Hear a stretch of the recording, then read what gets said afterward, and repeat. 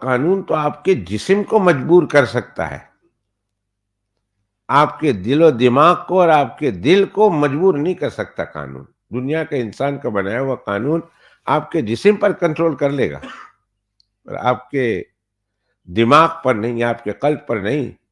جب کوئی موقع ملے گا فوراً قانون کو توڑ دے گا۔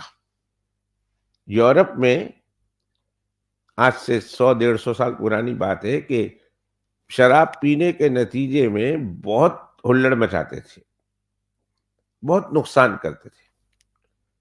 تو گورنمنٹ نے یہ فیصلہ کیا کہ شراب کو ہم اس کی دکان بند کر دیں گے اور کہیں گے شراب تم نہیں بنا سکتے اور تم شراب نہیں پی سکتے۔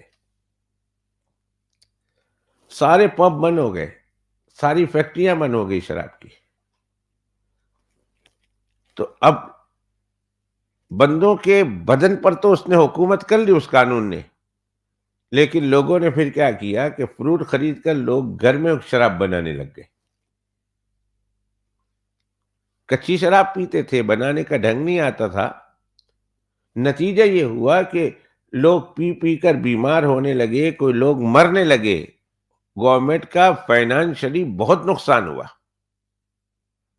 کہ ہسپتال بھر گئے، لوگ مرنے لگ گئے۔ تو گورنمنٹ نے پھر واپس میٹنگ بیٹھی، پارلیمنٹ میں میٹنگ بلائی اور کہا کہ بھائی یہ ہم لوگوں نے قانون بنایا ہے، قانون ان کے جسم پر چلتا ہے، جب تنہائی میں جاتے ہیں تو گناہ تو وہی کرتے ہیں، اس سے ہمارا زیادہ نقصان ہے، واپس شراب خانے کھول دو۔ واپس کھول دیے گئے۔